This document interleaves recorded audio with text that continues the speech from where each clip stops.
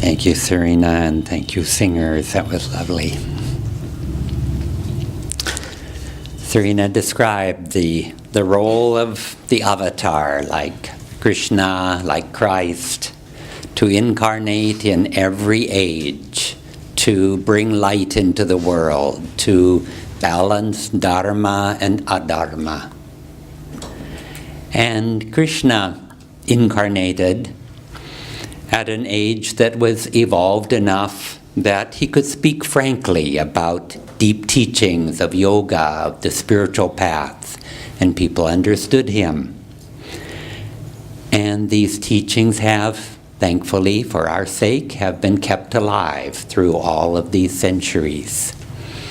It was quite a different story with Jesus Christ, who was born near the lowest point of Kali Yuga. The Bible's very hard to understand because he couldn't speak openly. He had to speak in stories, in parables about these deeper teachings.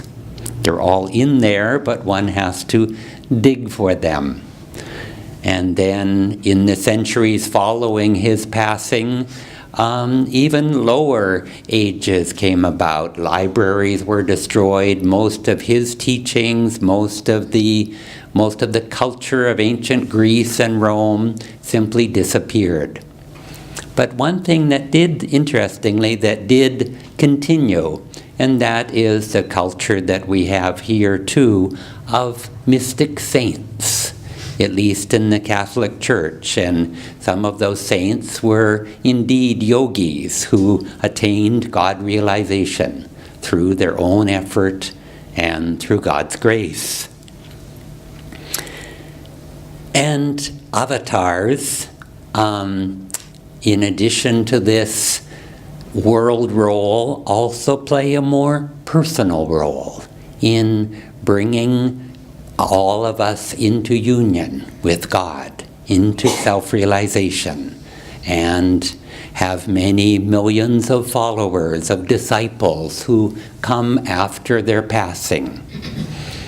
Lahiri Mahashaya said about Yoganandaji that he would be like a mighty locomotive and bring many souls to God's kingdom. And it's intriguing, this story of the three wise men who were not kings, but who were sages from the east, it said, and one at least from India, it is said. And each one individually saw a star and followed it. Now, outwardly, it doesn't seem to make a lot of sense that they were in the east, they saw the star in the east, and they followed it, but they had to get westward to get to Israel. And but the same word for, in Hebrew, in the Bible, the same word for east is also the word for the forehead. The front of the body is considered the east side of the body. And so these sages saw inwardly, in their spiritual eye, in the forehead, the star in the center of the spiritual eye. And it guided them inwardly to the location of the birth of an avatar. And in other places in the Bible, it describes light at the spiritual eye. If your eye be single, your whole body shall be full of light. They shall see God's face, and his name shall be on their foreheads. There shall be no night there, for the Lord God gives them light. He brought me to the gate that looked to the east, and behold, the glory of God came from the way of the east. This Bible passage, of course, tells of the birth of Jesus, but we celebrate the descent of an avatar at this time, and And when we do so, it's like there's a special blessing in the world. Maybe being winter too, it's easy to be more inward, to meditate more. In just 3 weeks from now, it's also the birth of Yogananda Ji. And we have a wonderful opportunity to go more inward in meditation this next Sunday when we have our all-day meditation, just for that purpose, just to take the opportunity of these divine blessings in the air and bring them deeper into ourselves.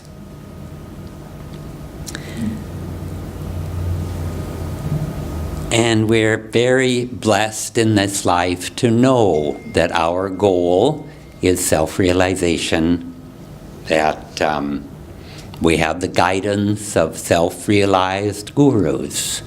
We have the support of a Sangha, of like-minded people who are also going in the same direction spiritually.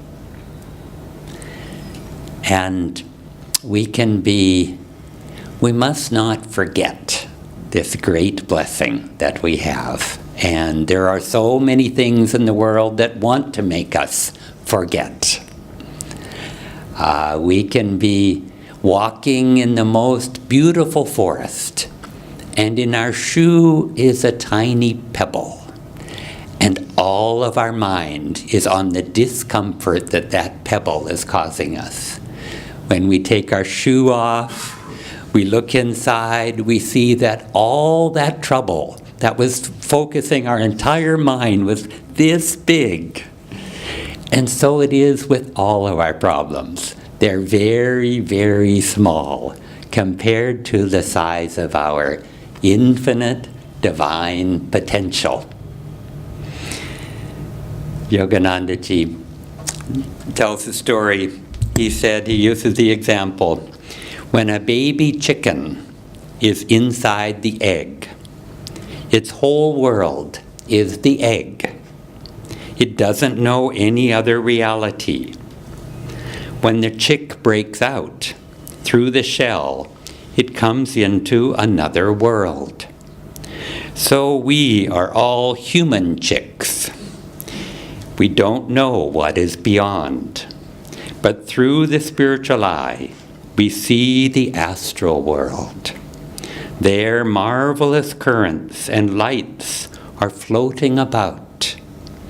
Through the two eyes, we see the physical world, and through the spiritual eye, we can perceive the astral world. Thank you.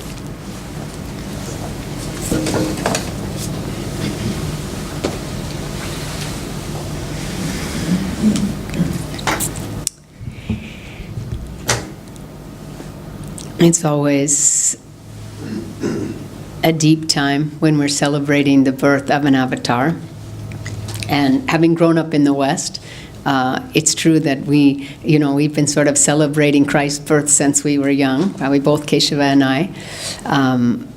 And usually through Christmas carols, at our Christmas carols was about as deep as we got, and I could never wait until after the gifts and everything till we would start singing the Christmas carols so that we could start actually singing about the birth of Jesus. And, just in some of those deep lines, you could say, okay, here's some true meaning here of this holiday.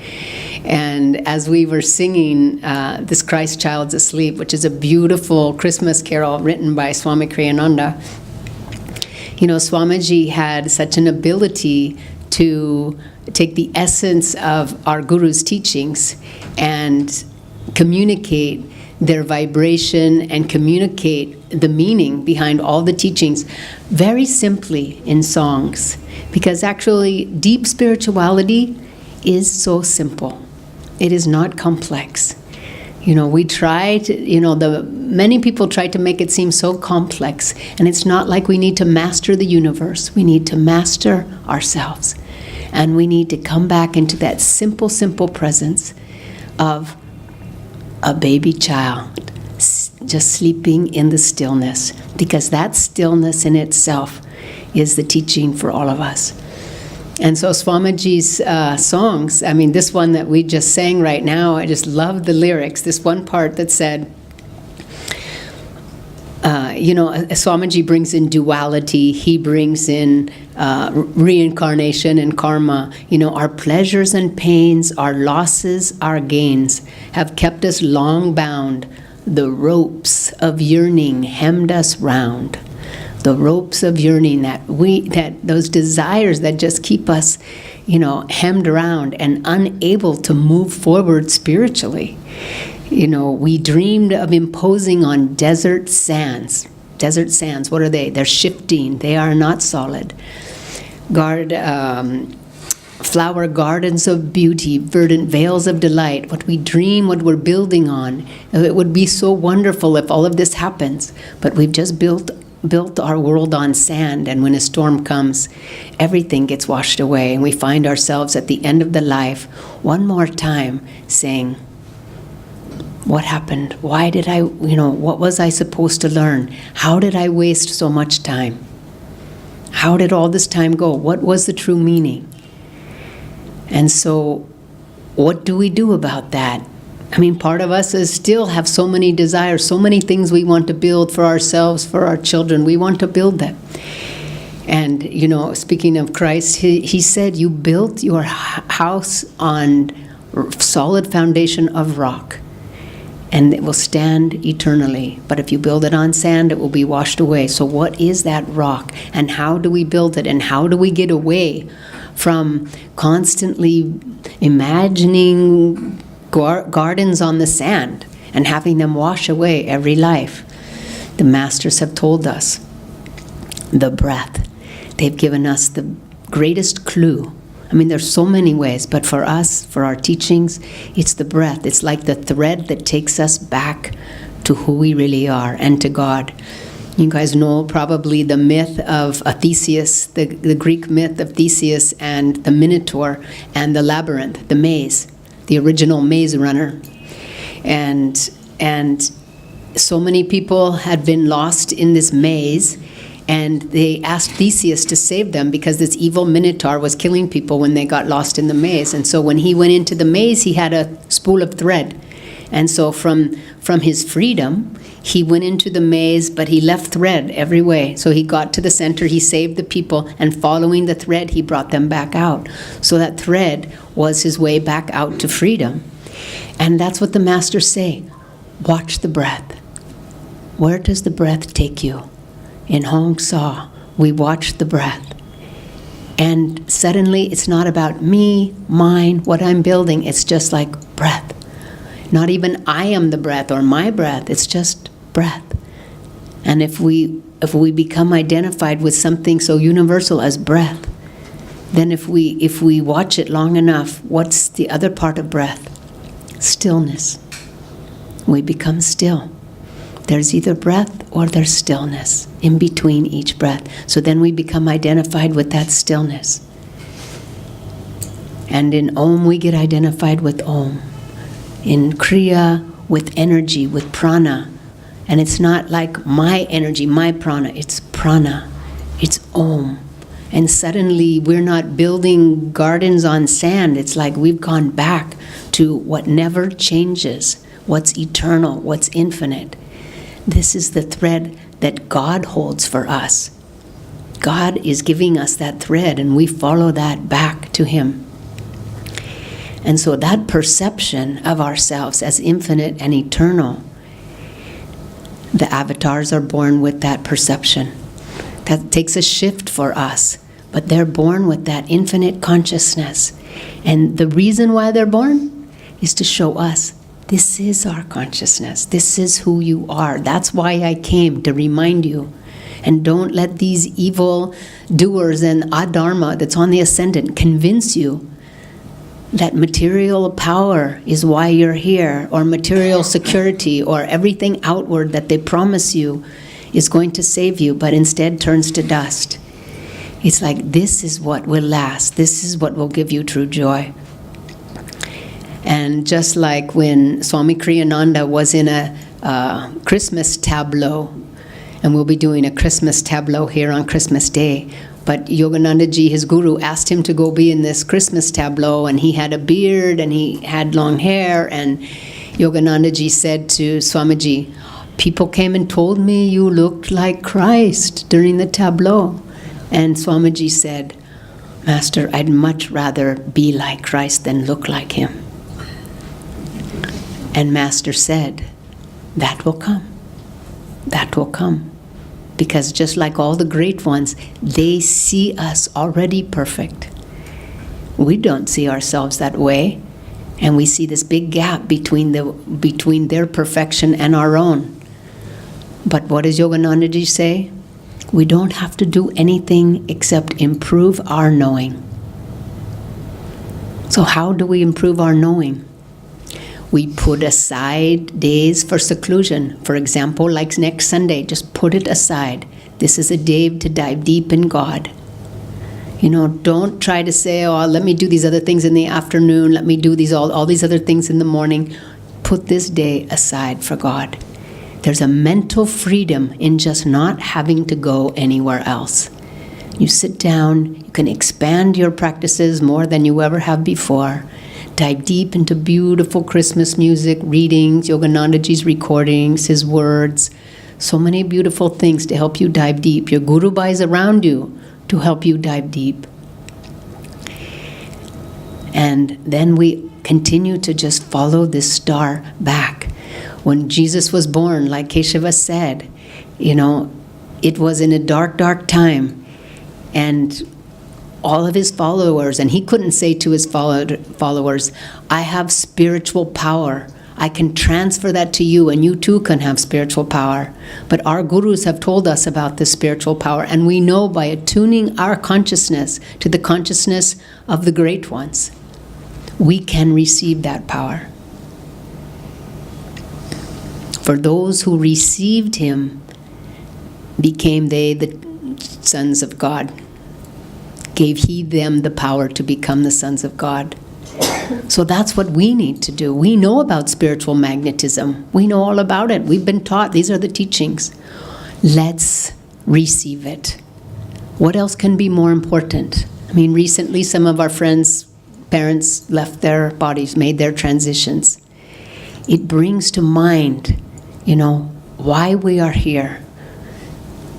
Why we are here. What else do we have better to do than with a group of spiritual family and friends dive deep so that we can follow that thread back that God has given us to the star at the spiritual eye, beyond the material plane, beyond material power. The wise men went to a king, Herod, the Roman king, and said, we're following the star. There's the king of the Jews is being born. And what did King Herod do? He was so afraid of spiritual power. He went and killed all the male babies, 2 years old and younger, trying to stamp out any spiritual power because the ego and material desires are afraid of spiritual power. They know they're going to be annihilated. And same thing, look at Krishna and Kansa, same thing. But they were not victorious. And our egos also will try to say, no, soul, do not have these aspirations to become one, to experience that stillness, to experience yourself as peace. Because then it'll be the annihilation of me, the ego. But no, let's be on the side of the soul. This is the daily battle. Let's take the side of the soul, give our power to the soul, and let him lead us. At the end of the song we were singing earlier, the freedom we would know Christ offered long ago, and even from his slumber flows peace. All creatures here on earth, alive to their own worth, knowing who we are, can welcome love and win their release, can welcome the love of Christ, of Krishna, of Babaji, of our gurus. Welcome that power in our heart and win that freedom. God bless you. Stand for the Arati.